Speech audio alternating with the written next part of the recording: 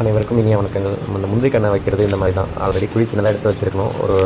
ஒரு அடி அகலத்துக்கு ஒரு 1.5 அடி நீளத்துக்கு எடுத்து அதில் ஏதாவது எதாவது உள்ளே போட்டுடணும். இந்த மாதிரி முந்திரி கண்ணை நம்ம கொண்டு வந்துட்டு அழகாக பிரித்து அந்த பிரிக்கும்போது வந்துட்டு பார்த்திங்கன்னா அந்த மண் வந்து உடஞ்சிடக்கூடாது. அதுக்கேற்ற மாதிரி அந்த கவரை பிரிக்கணும்.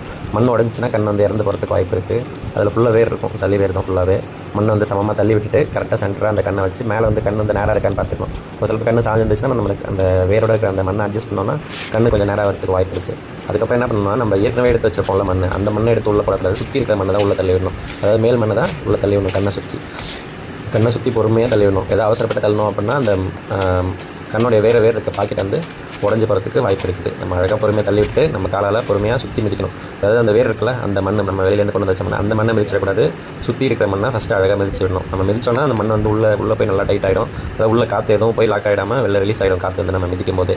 அப்படி ஆயிடுச்சுன்னா கண் வந்து கண்டிப்பாக பழச்சிக்கும், அதை இறந்து போகாது. அதுக்கப்புறம் மழை பெஞ்சா தண்ணி நிற்கணும் அந்த இடத்துல வந்துட்டு. ஏன்னா நம்ம சமமாக போட்டோம் அப்படின்னா மழை பெஞ்சா தண்ணி நிற்காது. ஏன்னா நம்ம இது வைக்கிறதோட சரி, அதுக்கப்புறம் அதுக்கு போய்ட்டு தண்ணி ஊற்றுறதோ இல்லை அது கேர் பண்ணுறதோ அந்த மாதிரிலாம் பண்ண மாட்டோம் கண்டிப்பாக. அவ்வளோ சீக்கிரம் ரொம்ப ரேர் தான் அந்த மாதிரி பண்ணுறதுலாம். ஸோ அதனால் நம்ம வைக்கும்போதே மழை பெஞ்ச தண்ணி நிற்கிற அளவுக்கு குழியவும் அதில் ஏற்படுத்தி விட்டுறணும். மிக்க நன்றி. அனைவருக்கும் இனிய வணக்கங்கள். நம்ம இந்த முந்திரி கண்ணை வைக்கிறது இந்த மாதிரி தான்.